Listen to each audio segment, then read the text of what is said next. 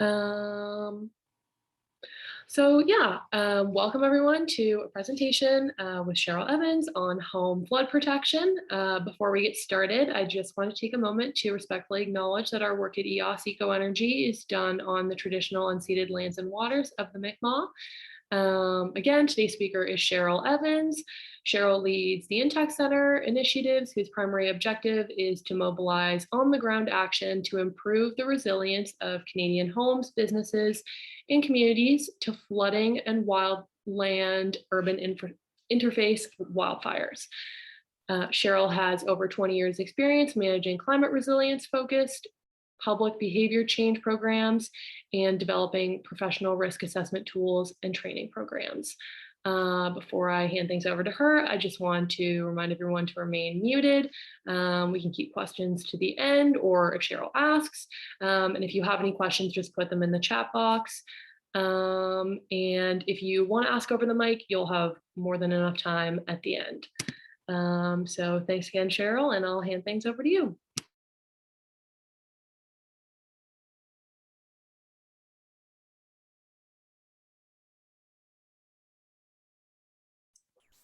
Oh, and Cheryl, I think you're muted.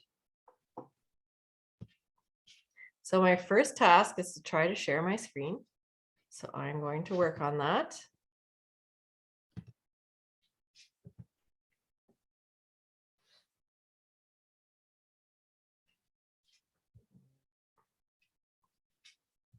This is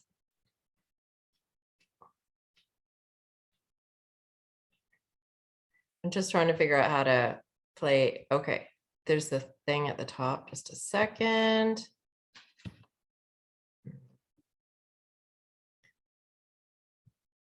Just a moment.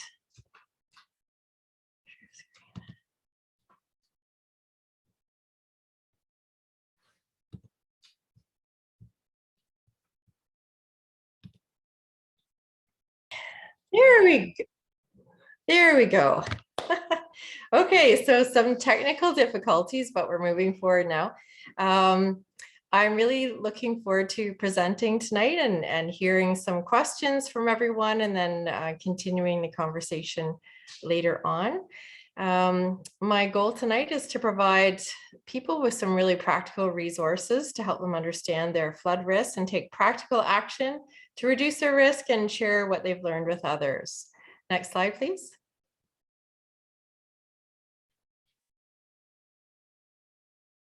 Okay, so just to keep us organized, the agenda for tonight is to introduce the Intact Center where I work, to give an overview of home flood risks in Canada, a quick summary of some home flood risks in New Brunswick, and then we'll dive into some of the free resources that are available from a variety of sources, primarily the Intact Center, but from other sources as well, on home flood protection. And they'll help you understand the flood risks in your own community, the flood risks at your home, how to understand your water damage insurance coverages, look at your options for managing risk, and while you're at it, consider nature-based solutions in the mix, and then how to contact me for additional information.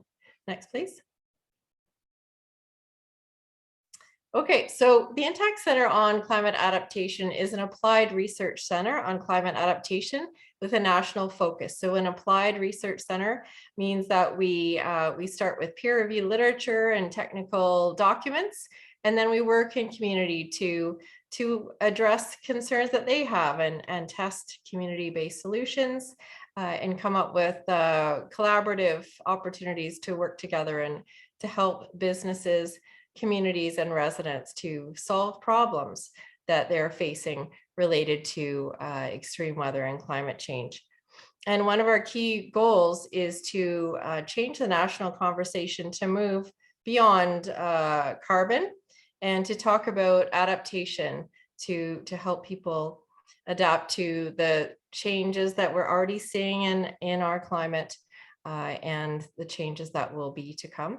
We're based at University of Waterloo, and which is really great for New Brunswick because I know there is a very large Francophone population.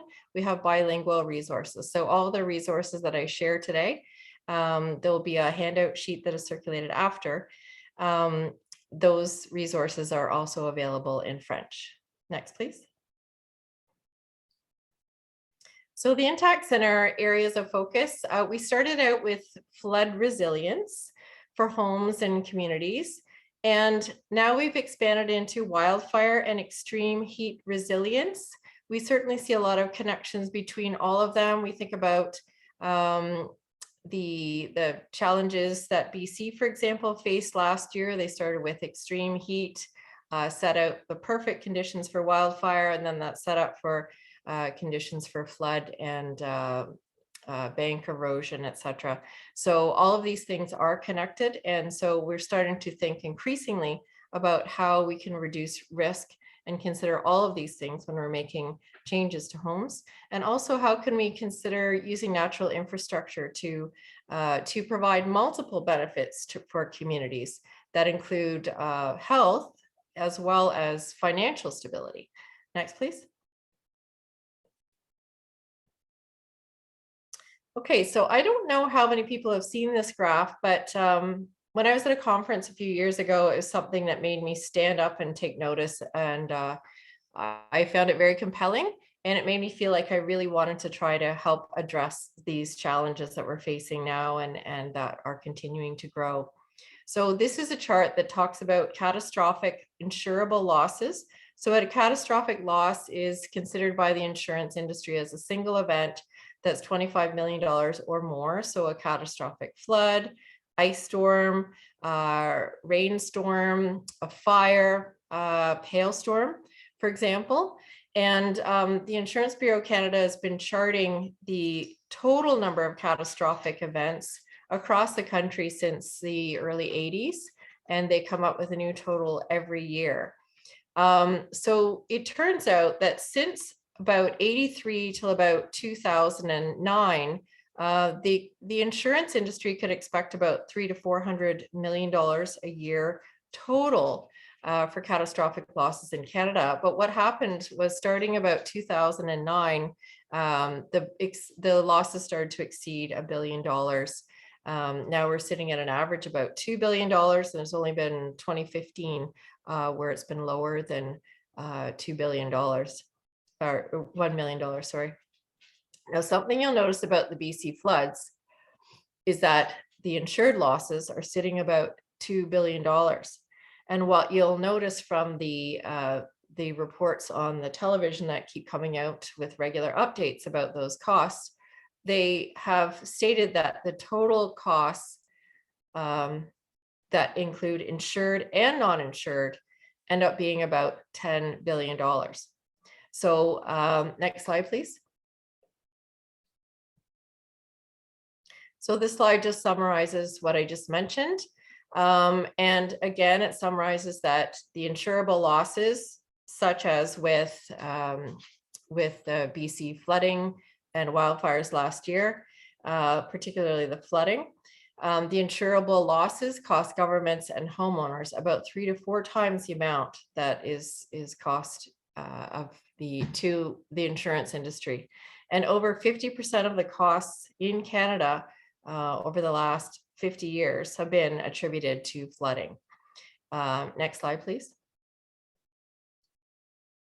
So that's why we started at our center. We focused on the top peril for Canada, the top loss for catastrophic losses, which is flooding. And something else that we did was we did some research about what has the impact of these losses been on other things. For example, insurance premiums. Insurance companies in Canada are for-profit businesses. In order to keep their business viable, they've had to increase their prices, their premiums to residents. They're up about 20 to 25% over the past 5 years, and more than half of that is due to water damage and other extreme weather events. And there's an increase in the number of homes that do not qualify for overland and sewer backup coverages, or with low cap limits, so that if you do have a loss, you often can't completely afford to pay back to repair your house. Also, we did a study, and we found that the average family loses 7 work days in time recovering from a flood, And the average cost of repairing damage after a flood event is $43,000. Next, please. So what has that got to do with sort of the big picture? Where have we been? Where are we going? So like I said, we start with research and then put it out into community and see how we can all work together. A very important report came out from the federal government in 2019 called Canada's Change in Climate Report. Very definitive report. It gives very clear messages about where Canada's been on the climate stage and where we're going.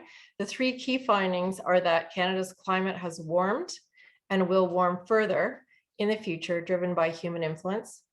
That both past and future warming in Canada is on average about double the magnitude of global warming. Up in the Arctic, it's about 3 times. And essentially the warming is effectively irreversible. We can slow down the rate of acceleration, but we're going in that direction. So the climate impacts, we're starting to see these. They will sound very familiar to New Brunswick residents. You're starting to see more extreme heat, less extreme cold, shorter seasonal coverage of snow and ice. You're starting to see in the far north, melting glaciers and permafrost, and a rise in sea level. So this is a catalyst to the intensification of certain extreme weather events, such as intense rainfall and urban flooding, coastal flooding, the severity of heat waves, and the risk of drought and forest fire. Next, please. So, like I mentioned, we started our studies with and our project focus on flood risks and how to work in communities to help them help themselves to reduce risk. And so we started doing some research to find out what are the primary risks and where should we even start with trying to address these concerns. So we found out that all homes in Canada essentially have the potential to experience damage to the structure and their contents due to the following sources. So plumbing and fixtures, if your water tank, for example, bursts, sewer backup, so sewage coming back through your toilets, for example, overland water from rainfall, and from groundwater seeping in. So basically, if it rains, you have risk of experiencing those. If you have indoor plumbing, you have a risk of experiencing those. So that's essentially the largest amount of Canadians. And so really that's the program that we started with and focused on, was those core risks to homes. In Canada, it's also been studied, and there's an estimated 5 to 10% of Canadian homes across the country that face additional structural damage from flood risk from overland sources, including rivers, lakes, and oceans. Next, please. So in terms of the sources of home water damage that are most common that we have focused on in our education and outreach programs, we focus on reducing risk related to plumbing and fixture, burst pipes, sewer backup. So when sanitary sewer water comes into the home through drains and toilets, or storm water, for example, water that's collected outside the home and goes into a sump pit when that overflows and floods into the basement. And overland water, primarily through rainfall, heavy rainfall, flooding, pooling around the house. So water pools around the home and enters the ground above ground through gaps and cracks in the windows, doors, or openings. Overland water, of course, can come in from other sources. It could well up from a river. It could well up from wave uprush if you're on a big lake or on an ocean as well. But the most common is from rainfall flooding. Also groundwater.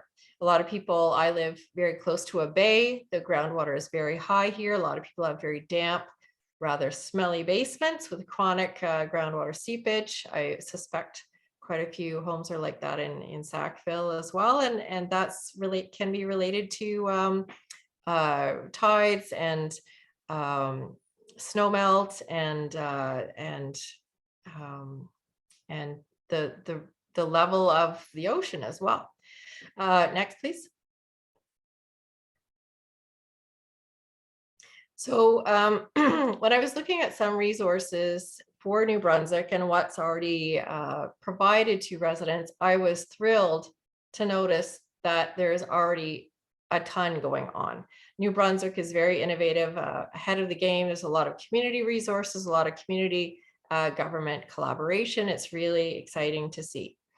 And with the Conservation Council of New Brunswick, I noticed on their webpage that they have done some calculations and have figured that 1 out of every 6 or 17% of homes in New Brunswick is built in a flood prone area. So either areas that are low lying, where water will pool from heavy rainstorms and potentially make its way into the home, or at risk of freshwater river flooding or coastal flooding. And something that I was excited to note as well was I looked on their webpage and went, oh, wow, those resources look familiar. It's because they're sharing the Intact Center resources as well as some other resources. So that was a nice surprise. Next, please. So you're all very well familiar with this, but in New Brunswick, there's a wide variety of flood risks. And depending on where you live, you have a unique risk profile for your area and for your home. It's always thinking about what's a community scale risk, what's the lot level risk. So around the St. John River, there's freshwater flooding, and there's the Nashwauk River watershed. Around the river mouth, you get back up from the St. John River. And there's also ice jam flooding, of course. And there's coastal flooding that is impacted by sea level rise and high tides. And then when you get a hurricane, that adds additional impact. So for example, Arthur and Dorian. And then the rainfall and sewer backup flooding, like I said, it can happen anywhere. And it is associated with heavy rainfall flooding, and climate change is anticipated to bring additional pressures or additional rates of rainfall and sewer backup flooding. Next, please. Oh, there's an interesting note here from the Nashwauk Association. It says the removal of forests along the lower floodplain of the Nashwauk has greatly reduced the river's ability to control the amount and timing of floodwaters and floods. So that will all tie in nicely to this idea of thinking about what are some opportunities to reintegrate natural infrastructure or nature into our communities in order to better hold water and then slowly release it, and also do other great things like provide habitat and rest and relaxation for residents. Next, please. So one of the things that we also did when we were putting together our programming was look at what people are dealing with in terms of insurance literacy and in terms of access to insurance. So in terms of water damage fast facts, one of the things that I found quite surprising, I got my hands on a pamphlet one day this happens to be from Intact. All of the companies would have different, slightly different stats, but I thought it was very interesting. So 60% of all water damage related claims are from faulty indoor appliances or plumbing leaks. So I would say to everybody, if you got plumbing, that's always a priority to make sure that is maintained. The next 25% is from heavy rain or rainfall flooding. The next 11% is sewer or sump pump, and the other 4% is from other causes. That might be something like a leaking roof, for example, that puts water in your house and causes damage. So what we also were thinking about is if people want to protect themselves, part of the picture is always going to be what can you do to help yourself and reduce risk, but what can you do with your insurance company to make sure that you have the coverage that is appropriate and going to be most helpful for your home. So something that we found that is challenging for many people is that our comprehensive policies typically cover sudden and accidental escapes of water from plumbing and fixtures, but there is only optional coverages that may be available for some homes for overland flooding and sewer backup, and that high-risk homes have very limited access to optional water damage insurance coverages. So when you're thinking about your whole suite of options to manage your risk, one of the key things is to think about insurance, what's available, and what makes the most sense at your home. And honestly, if you don't have access to insurance, or you've lost access because of continued losses, it changes the equation. And it makes more sense to invest in prevention. So the one thing that we noted was high-risk homes have very limited access to optional water damage insurance coverages. Next, please. So the lack of access to insurance related to flooding for high-risk homes is a concern. People live in beautiful areas close to water. They move to those areas because they love it, and they want to make a home there, and they want to feel safe, and they want to have insurance options. However, in Canada, overland insurance coverages were only introduced in 2015 after the Calgary cat floods in 2013. So really in Canada, insurance is evolving around overland flooding.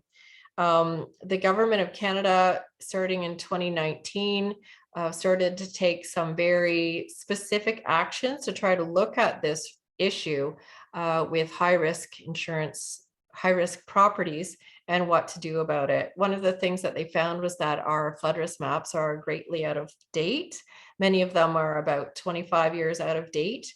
And that there were sort of patchy guidelines about how to create these maps for internal use for planning and development purposes. So what they did is they looked at best practices, and they developed federal flood mapping guidelines in 2019, so that maps moving forward will be used, created consistently for internal purposes, and that they'll be able to compare apples to apples among communities and assess risks in a standard way among communities. Now, in June 2019, the Insurance Bureau of Canada put together a really interesting and important paper and presented it to the federal government. It's called Options for Managing Flood Costs of Canada's Highest Risk Residential Properties. So it talked about a variety of different options that would range from pure government programs to pure private programs to a blend.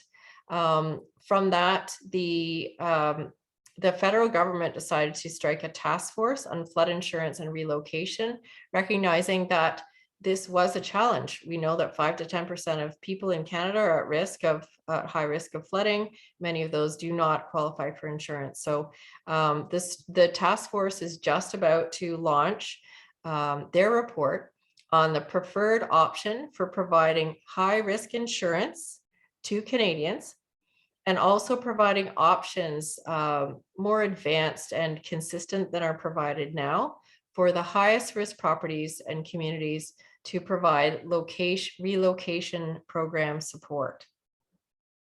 Longer term, the government of Canada, which all ties into their mapping work, they are interested in creating a public mapping portal. Is to be confirmed, but a tentative date is 2024, that there would be publicly accessible maps where people could look at their risk, and if they're thinking of buying a home, thinking of renovating, etc., they could look at the present rate, risk rate, and then also look at anticipated rate of risk with climate change, and make I heard the speaker yesterday talking about flood risk mapping, and she was referring it as having your eyes wide open when you're making purchase and renovation decisions. I thought that was a great idea. So great way to explain it.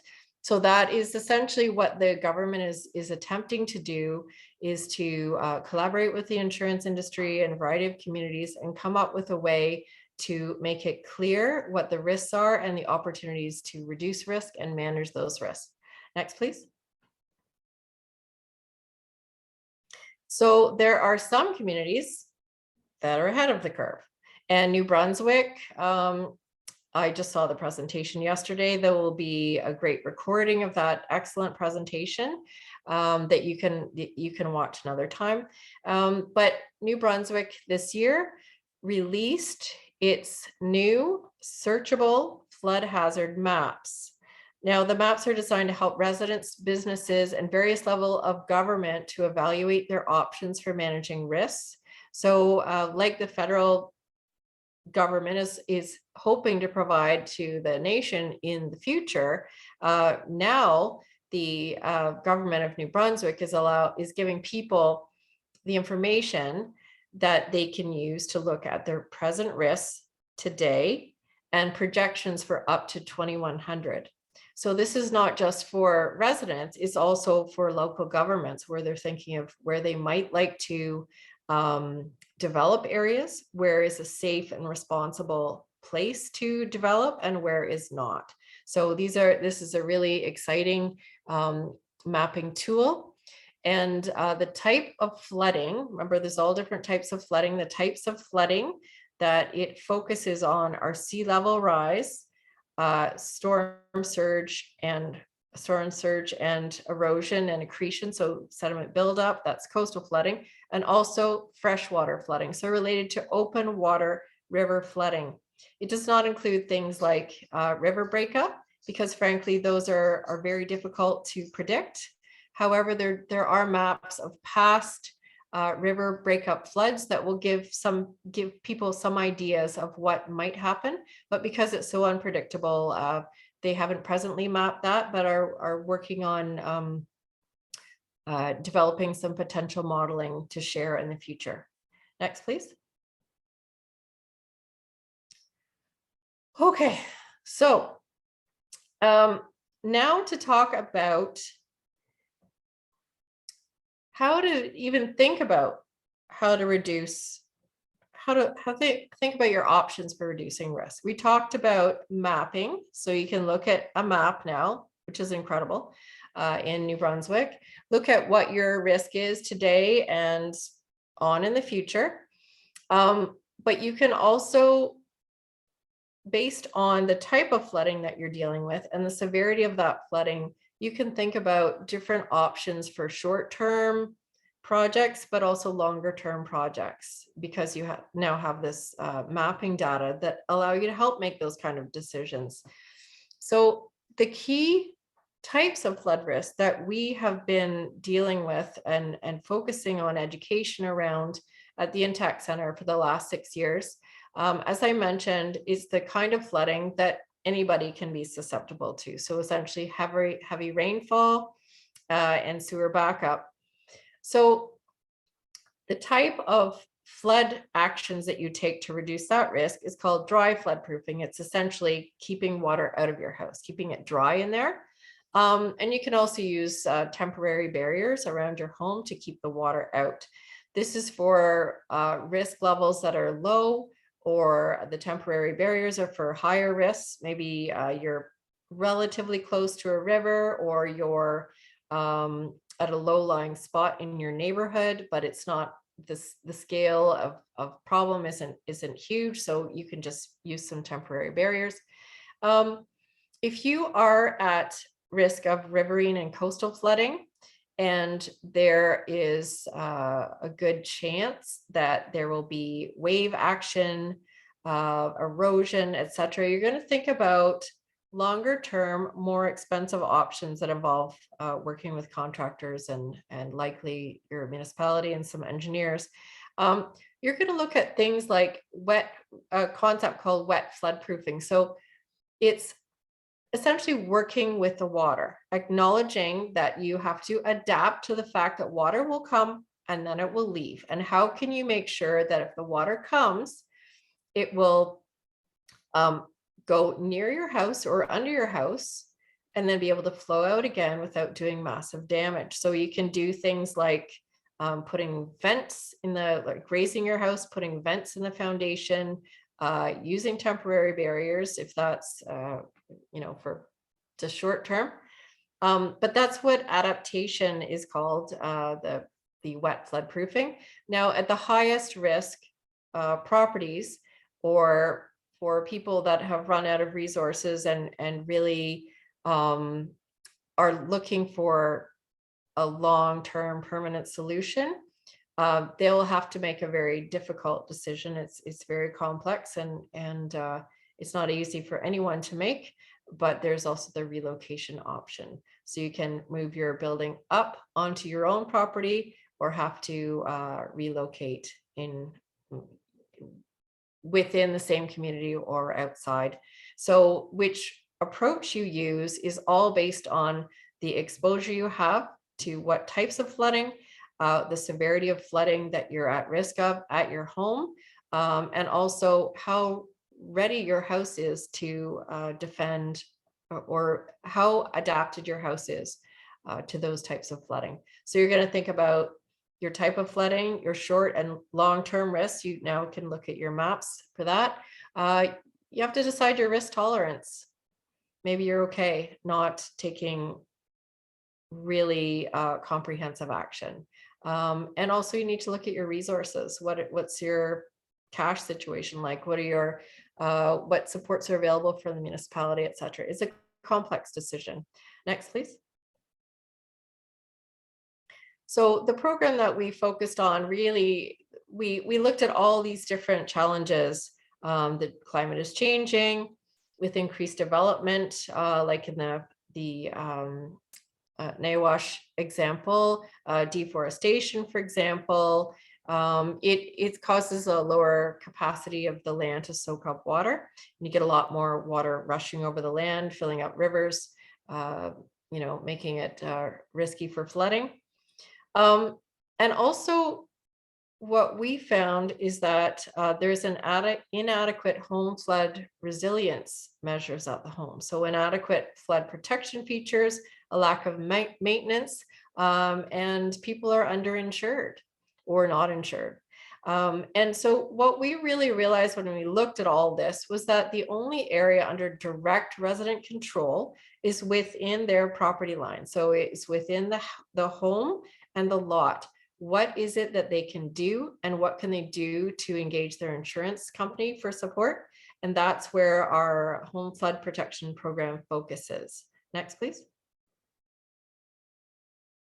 So the home flood protection program, based on all of our initial research and the needs assessment in communities, we put it together to address the most common types of flooding, which are essentially rainfall flooding. And it's a national flood risk reduction education program. And the goal is to help residents take action to reduce the home flood risk and reduce their damage in the event of a flood. And the objectives of the program over the last 5 years have been to develop and test a variety of flood risk assessment tools, self-help materials for residents, and stakeholder training programs. And our goal is to achieve nationwide impacts by collaborating with residents, not-for-profits, businesses, and governments to promote training and share self-help resources with residents. At the fundamental core of all this is about empowering residents. You are in charge of your home, you're in charge of protecting your family, protecting your belongings. The idea is to empower people to understand their risks and take preventative action, make a plan and take action to protect your home and your family. It's essentially a positive, proactive, forward-looking program. Next, please. So like I was mentioning, the home flood protection assessments that we created, they focus on dry flood proofing, so keeping the water out. And it looks at overland flooding, primarily from rainfall, storm and sanitary sewer backup, groundwater infiltration and seepage, and of course, plumbing losses. And what is out of scope is property erosion and structural damage risks associated with riverine, freshwater, or coastal flooding. And for those, additional engineering and structural consulting services are recommended for the highest risk homes. Now, the one thing to mention is that because all homes are at risk of these basic flood risk, anything that we talk about with the home flood protection assessments is still valuable to homes, to all homes. But if you're at highest risk, it's important to have additional support services. Next, please. So because we are a research center, we want to find out where people were having problems and where were the risks in community. We did lots of research to try to find out what people knew already, what were the risks at homes, and we frankly couldn't find the data. So we created this home flood protection assessment where we would collaborate with residents, train assessors, chat with people in a 60 to 90-minute on-site problem-solving conversation at their home, go through a standardized list, and have a conversation with them about what they were seeing at their home. Where were they seeing water? Where were their questions? Where were their challenges? And then we go through the home inspection outside and inside with them. They're helping to point things out. And we also ask them about their maintenance practices, how often, for example, they're cleaning out their sump pump, their backwater valve, how often they're cleaning out their eaves troughs. And then from that, the report is produced and it identifies the key risks that are present at homes, the top actions that residents can take to reduce these risks, and where further investigation is required, because it's a visual inspection similar to a home inspection. And if there are some questions, for example, about the condition of your lateral, the pipe that takes your sewage water out to the street, you're having some backup problems, that's not something that we can't run a scope, but we can recommend that you speak to a plumber to run a scope to do some more investigation, make sure that you understand what that risk is and how to address that. So we also provide additional resources. So we connect people with funds, with ideas, with how-to videos, etc., to help them move forward with the plan that they feel most comfortable with. Next, please. So when we did our analysis of all of these features outside the home, inside the home, maintenance, what we were really quite surprised to see was that there are a number of common items that stand out as risks at homes. Are things that people are not doing at their homes that put them at home or a risk of flooding. One of the biggest ones is that almost all homes have downspout discharge pipes less than 2 meters from the foundation or to the swale in between properties. So that means water that dumps off your roof is supposed to go away from your house. It actually directs the water close to your home and it has the opportunity to make its way back into the home. Also the grading, so the way the soil is sloped around homes, at 69% of homes, the soil has sagged and it allows water to pool right around the house. And also a lot of people have sump pumps, which is great. It's important to take the water away from your foundation and push it away from your house. But what we're found too is that people's sump pump discharge pipes, they were very short and they would dump water right at the edge of the houses. The water would trickle back down into the foundation drains, and then the pump would run again. And sometimes, unfortunately, the pumps would run and burn out, and then people would have a flood. So this is incredibly common. And we're like, okay, well, that's interesting. And flood risks inside the home were that if people had a sump pump, they didn't have backup power. So it's common during a big storm that there is electrical outage. So it's great that you have a sump pump, but if there's no power, you're gonna have a flood anyway. 71% of people had furniture and electronics in their basement at risk of water damage. They had valuables at risk of water damage. And this really surprised us too. A lot of people knew that they had a floor drain, but they didn't really understand why they had it. And they just had things stacked on top of it. So if there was a leak or any kind of flood in the basement, that hole was plugged and it would make the impacts worse. So it's, just to direct people to move boxes and things off of that drain is important. Also with maintenance, we found that this is self-reported. So 53% of people that had a backwater valve said they'd never once cleaned it. They didn't know they're supposed to. 43% of people that had a sump pump backup battery, they had never once tested it. And 40% of people had never once tested their sump pump. So the reality is you might have these things, but if you're not taking care of them, you might not have a device that's going to actually protect you. Next, please. So what we did is we took those key findings and we decided to try to scale up the key things that we learned to get information out to residents, to help them understand their key risks, and to figure out how to help themselves in a really cost-effective and practical way.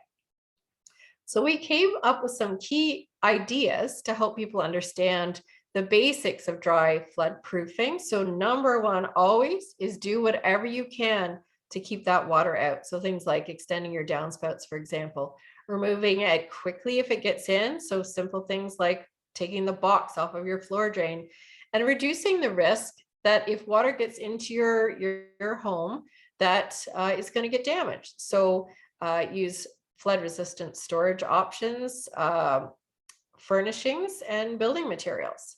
Next, please. So this is where we get into a lot of the shareable resources that we created based on our community research.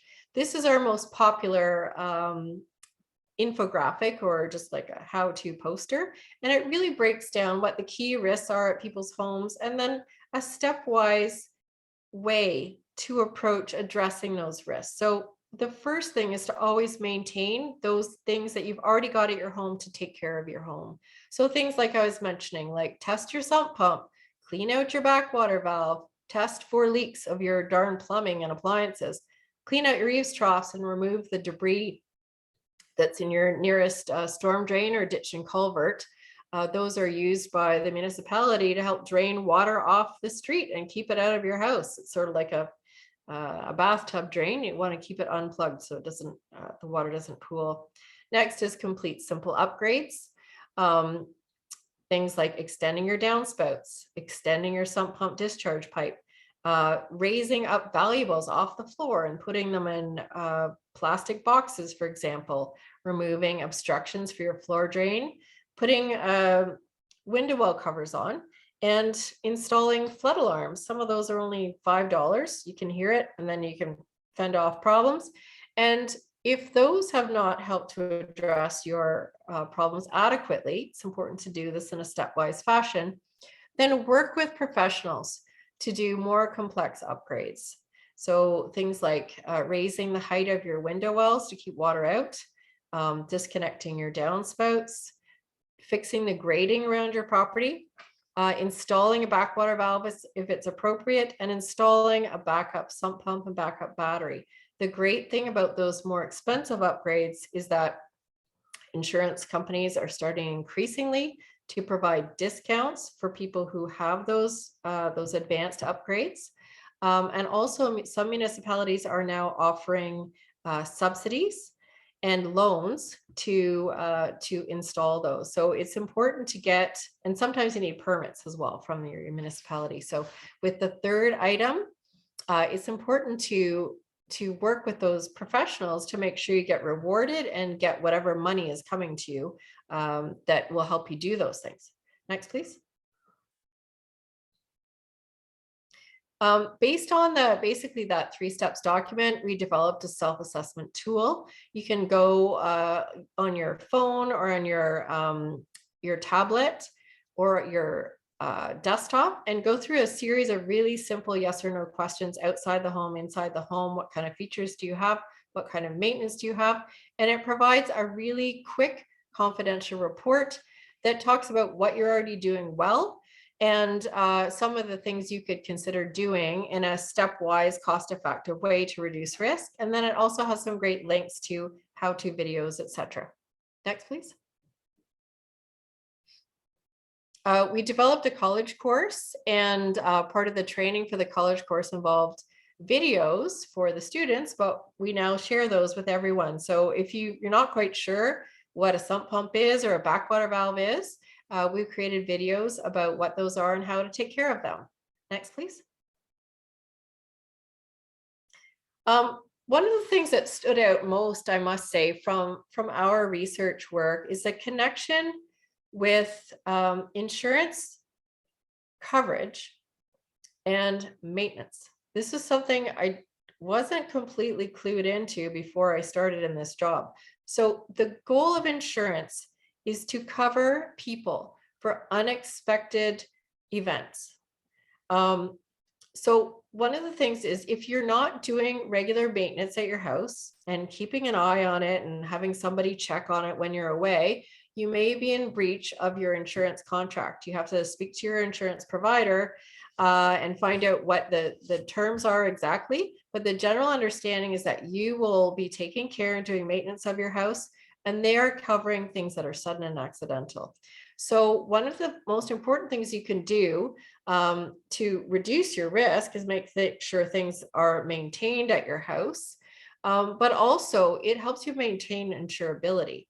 So we have a little checklist that talks about the features you can maintain twice a year and really practical tips that can be done spring and fall. And what you can do is even have this on your fridge or kept somewhere electronically, and you can check off the things that you've done spring and fall. So if there's ever a loss, you can demonstrate to your insurance company that you have been maintaining these things in order to retain your insurability. Next, please. We also found that a lot of people really had a hard time understanding insurance. There's a lot of sort of confusion about insurance, and a lot of people have there's a lot of myths, for example, about insurance. For example, a lot of tenants think that their landlord they don't need insurance because their tenants will cover if there's a loss. They'll cover an additional place for them to stay while the apartment or house is being repaired. That's not actually correct. Tenants are responsible for paying for their own insurance to protect them if there's a loss to their contents, and to also to give them a place to live while a place is being repaired. So we developed a variety of really simple resources for residents. We worked with the Insurance Bureau of Canada to make sure that everything that we wrote up was correct. But this is one of the things that our home flood protection assessors very quickly go over with residents when they come to their house and introduce themselves. They give a little bit of an insurance 101 to people and just talk to them about what insurance is for, what's typically covered, what's not, just so that they're sort of having they're on the same footing when they're having a conversation at the house. Next, please.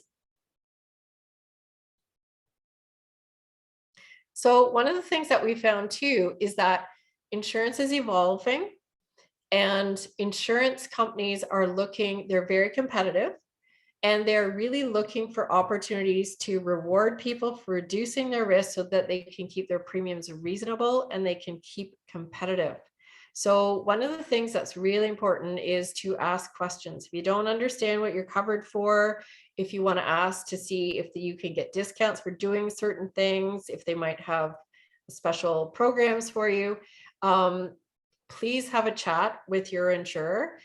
We have a variety of questions that will that help direct you to have great conversations with your insurance provider, so you can decide have a better idea anyway of what coverages are available to you and what might suit you best.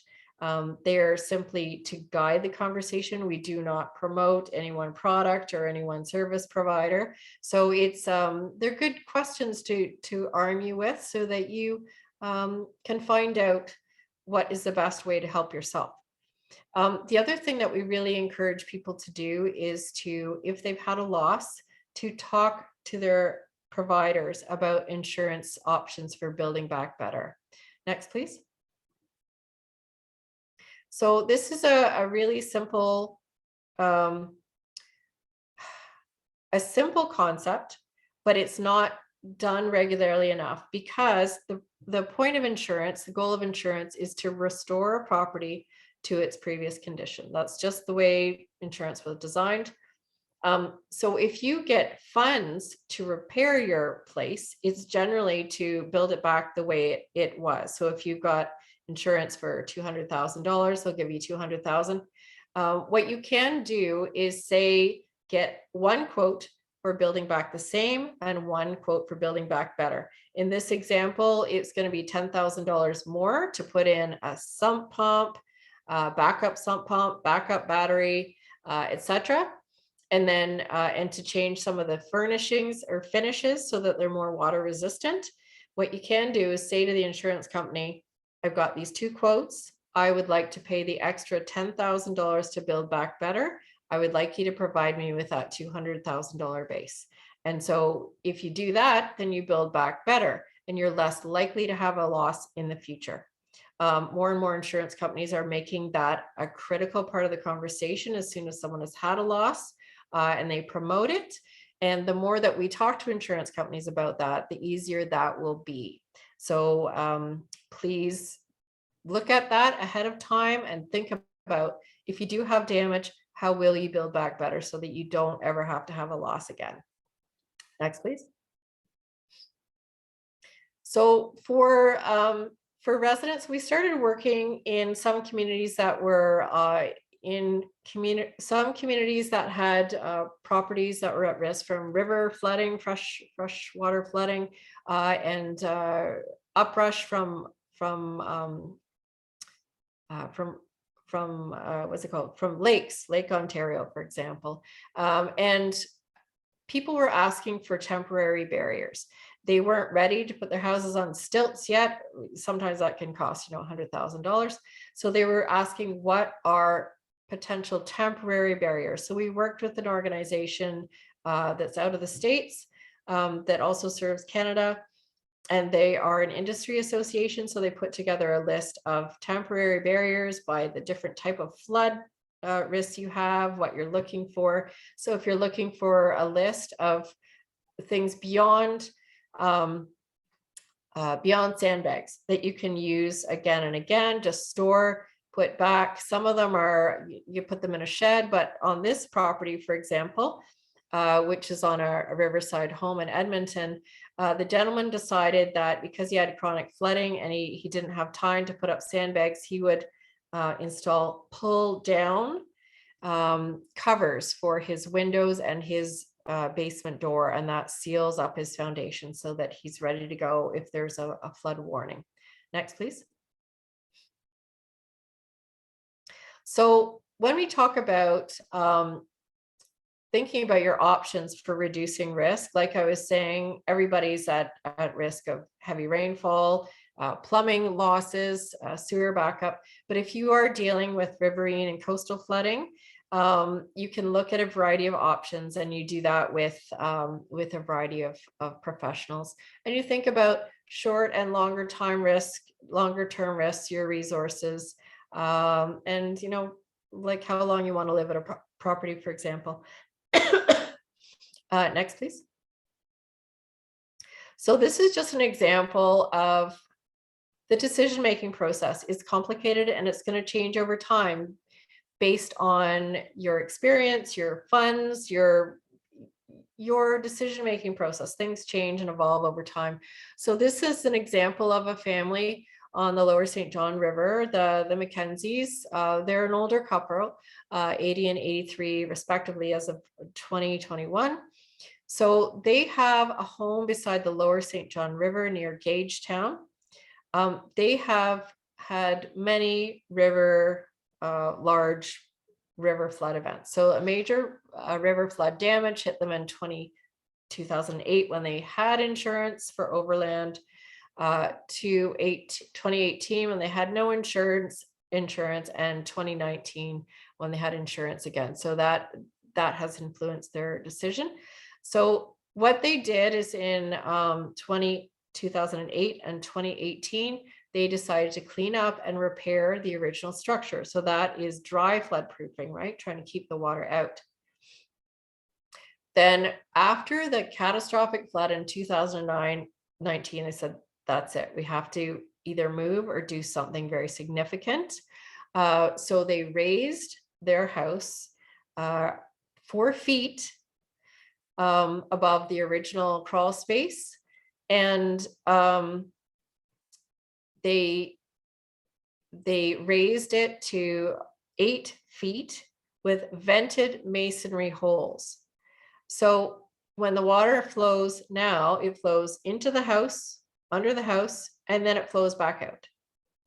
So the pro is that they've got peace of mind. It's a long-term investment. They know that they and their children and their grandchildren will have that house for a long time, and it's a longer-term solution. The con is that it was a big personal debt load. So it's a big decision.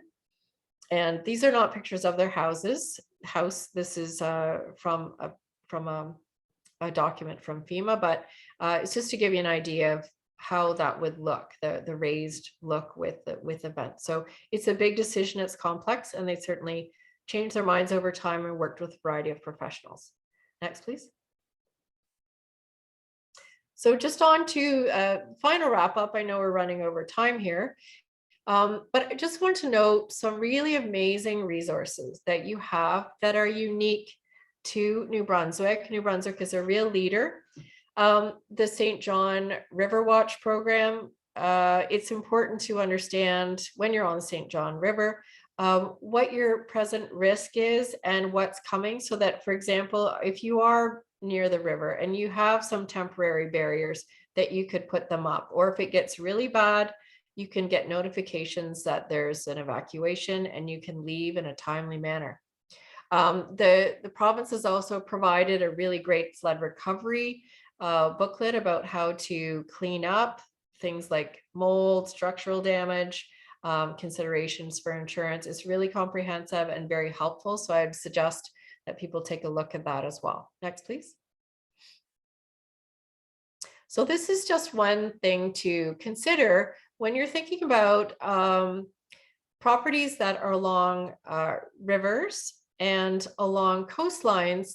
The best practice considered by engineering professionals until about the 90s was to try to sort of control nature, put straight lines, hard surfaces, try to get the water to move away as quickly as possible, to build up as quickly as close to possible as possible to water.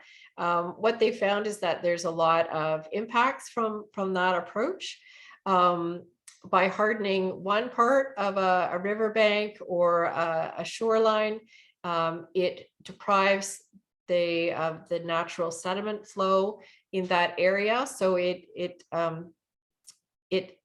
what it does is, once the water moves past that hardened area, because it has been deprived of sediment, it digs away at the areas that have not been hardened. So it causes an imbalance. So for example, if you harden your shoreline or your riverbank, your neighbors are probably going to be very mad at you because you're going to be contributing to the destruction of theirs. So starting about the 1990s, engineers started to look at options for working with nature, looking at natural sediment processes, how nature slows down water, soaks it up, slowly releases water to reduce overall impacts of flooding. So this is just an example of shoreline flooding that looks like they've had like gabion baskets or something. It's totally solid and linear. And with a new approach, they used a variety of stone and plants to allow nutrients and sediment to move and balance out the system, looking at a larger scale of work with all the neighbors as opposed to just one. Next, please. So my colleague Joanna just completed a really interesting report that talks about the potential of combining natural and gray infrastructure, so hard surfaces and plants, essentially. And looking at how these things can be applied together where appropriate. The nice thing, as you know, the benefits go beyond just protection against flooding and erosion. You get improved biodiversity, you get increased carbon sequestration and storage, and of course, increased well-being, recreational opportunities, etc. So when you're looking at your options, it's really interesting and important to think about how can I get a helping hand from nature and give a helping hand to nature at the same time when I'm managing my property. Next, please. The really exciting thing is that New Brunswick is one of the most innovative provinces in Canada that is working on nature-based solutions as a collaboration between government, business, and not-for-profit. So EOS Eco Energy is actively involved in tree planting and developing rain gardens that soak up water, provide habitat, reduce flood risk. They're also the New Brunswick Environmental Network and Natural and Nature-Based Community of Practice, which is has amazing case studies, all kinds of different things, videos you can see on their website. And then there's a program that started in BC that talks about shoreline protection for homes. And it is now coming to the East Coast. And they've got amazing videos and really practical checklists. And you can get sort of credits and bonuses and acknowledgement for integrating green infrastructure into your shoreline project. So like I said, I have a handout and there's amazing links to be explored. And certainly EOS Eco Energy could give you lots of tips with all of the work that they do. Next, please. Okay, so I did a flood and erosion resilience education program. It's on our website. It's free. It's focused on PEI, but it also is relevant to New Brunswick. One of the things that I found in PEI that is the same in New Brunswick is that municipalities are now starting to look at this whole systems approach to managing shorelines and watercourses. So they have supports in place for residents to help them protect to protect their own property with keeping other properties in mind that are downstream or downshore. So if you are within 30 meters of a wetland or a watercourse, you're going to need to work with your province to get permits. And there are also some municipal bylaws and permits that you can check for.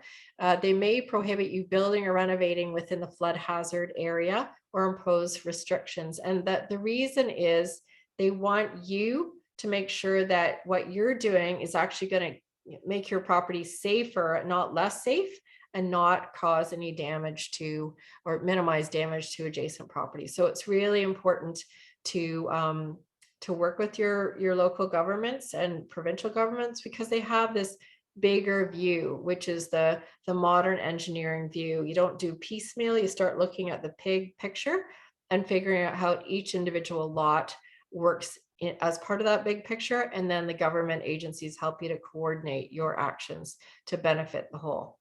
Next, please. Okay, so this is very exciting. EOS Eco Energy has received a grant to carry out the home flood risk assessments that our organization developed, but they're putting their own special spin on it. And I'm sure that Amanda would love to tell you about that when the time is right. But it is coming this summer and into December. And as I was mentioning about our assessments, it's a consultation.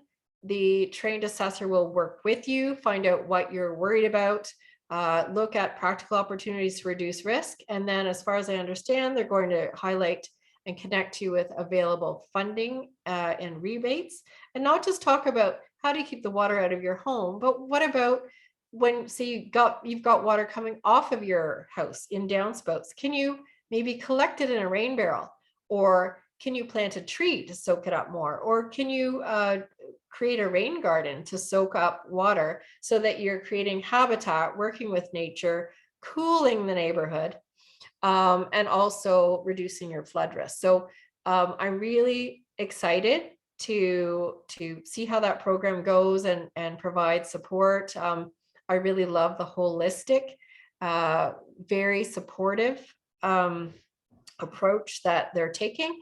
And those properties that are homes and cottage owners in Memricook and Tantramar region will be eligible. So I'm really excited about that. And I look forward to seeing how it goes.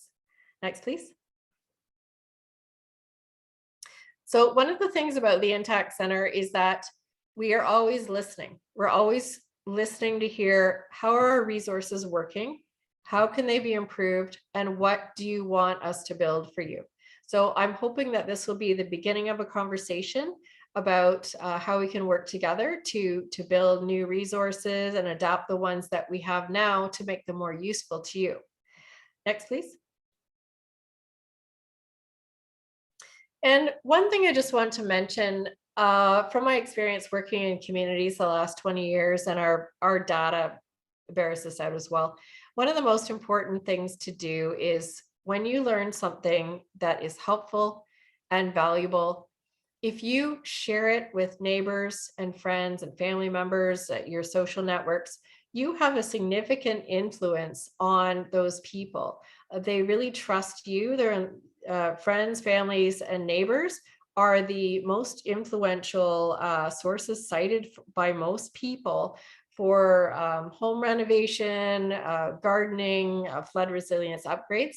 So I really encourage you, if you learned anything today, and as you continue to learn, please keep sharing what you're learning with your friends, families, and neighbors, because that's how we create flood resilient communities. And as I said, please keep the conversation going. Reach out to me anytime. I'm at the University of Waterloo. And I'm happy to answer any questions that you might have now or by email later. Thank you.